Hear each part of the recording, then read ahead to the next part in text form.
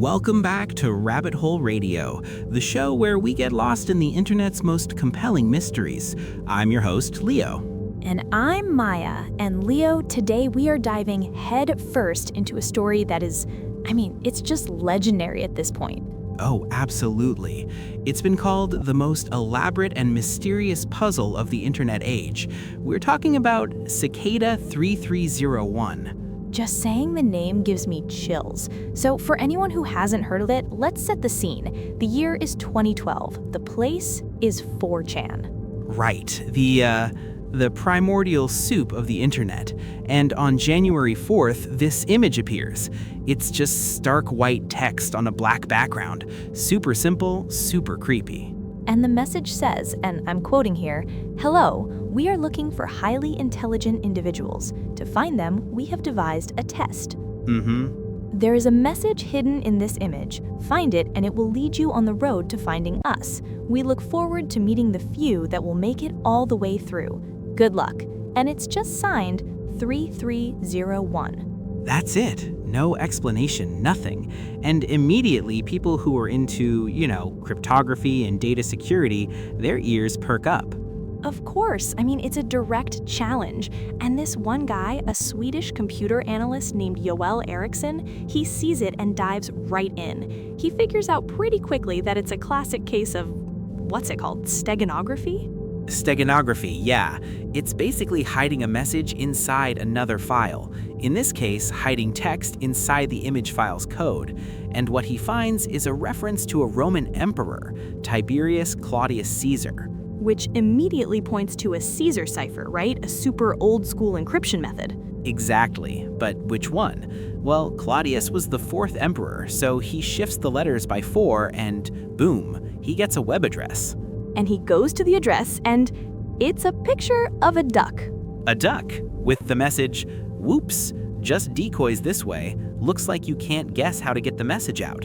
It's like they were trolling him. They totally were, but this is the key part. Eriksson realizes he needs a specific program to decode the duck image itself. He uses this thing called outguess, and inside that image, he finds another message which links to a Reddit message board. And this is where it starts to spiral. The puzzle is no longer just one thing, it's mutating. On Reddit, they start seeing lines from a book, but also these weird symbols. Mayan numbers. They were Mayan numbers. And once people translated them, it led to another cipher. And then they start getting into prime numbers, reverse engineering code. It just gets deeper and deeper. And the references they use are so eclectic. The book turns out to be The Lady of the Fountain, which is like this medieval Welsh manuscript about King Arthur.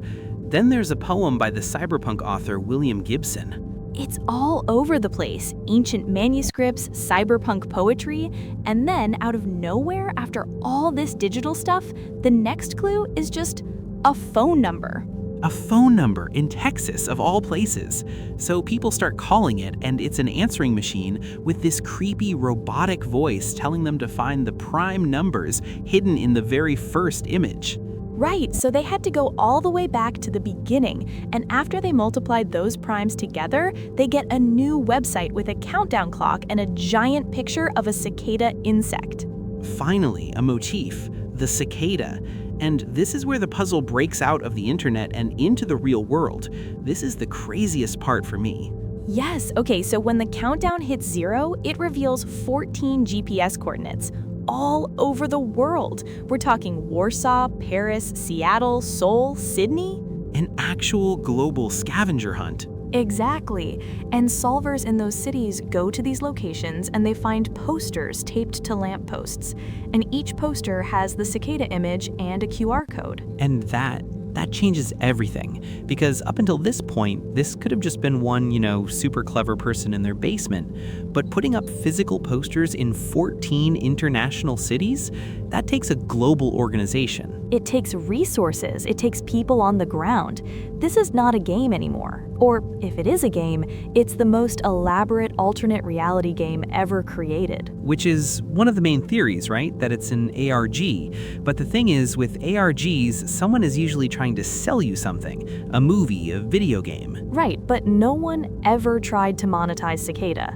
ever. So if it's not a game, what is it? And that's when the big theories start flying. The spooks, the alphabet agencies, people immediately think it's a recruitment tool for the CIA, the NSA, MI6, looking for the world's best cryptographers. I mean, it makes a certain kind of sense. GCHQ, the British intelligence agency, has literally done this before, launching public code-breaking competitions to find talent. It does, but okay, back to the puzzle. The solvers scan the QR codes, and that points them to a Tor address, so now we're going into the darknet. For anonymous browsing. And here's where it gets ruthless. After the first few people arrive at the darknet site, it just shuts down with a message that says, "We want the best, not the followers." So all these people who had been collaborating and working together, suddenly only the first ones through the door got in. Everyone else was locked out. So harsh. And those chosen few, they reportedly received personal emails and then public silence. A few weeks later, a new message appears on Reddit from 3301 just saying, "Hello, we have now found the individuals we sought. Thus, our month-long journey ends. For now." Just mic drop. And that was it for the first puzzle. But we do know a little bit about what happened to the winners, right? Like this guy, Marcus Warner, solved it. Yes, and according to him, it wasn't another puzzle. It was a job interview, sort of.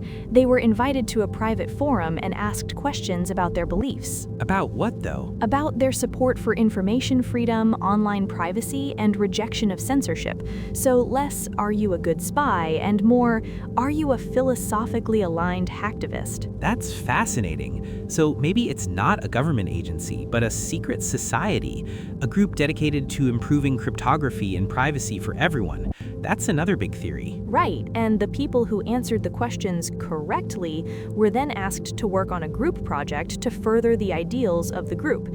But then things just go quiet. Until the next year, because on January 4th, 2013, like clockwork, a new image appears. Hello again. Our search for intelligent individuals now continues. And this time, the puzzle gets even more esoteric. The clues lead to a poem from a book by the English occultist Aleister Crowley. The great beast himself. Wow, okay. Yeah, and from there, solvers find an MP3 file, a song, and a Twitter account pumping out random numbers, which led to a code table based on Anglo-Saxon runes. It just keeps layering on the obscurity. And then they did a third round in 2014. And this is the thing, right? The third puzzle has never been solved to this day. It's still out there, unsolved, which is just wild. After that, no new puzzles appeared on the usual January 4th date. There were a few more cryptic clues in 2015 and 2016. And then the last verified message came in April 2017. It was signed with their PGP key, which is like their digital signature, confirming it was authentic. And it basically just warned people about fake puzzles popping up. And since then, nothing. Complete radio silence. So what are we left with? It's this massive unsolved mystery. Was it a recruitment drive for a spy agency? A secret society of crypto-anarchists? A cyber mercenary group? A cult? Or just the most brilliantly complex game ever played? The truth is, we just don't know. The people who solved it are silent, and the creators have vanished. It's the ultimate rabbit hole, and a perfect place for us to end for today. We'd love to hear your theories. Until next time, keep digging. Goodbye.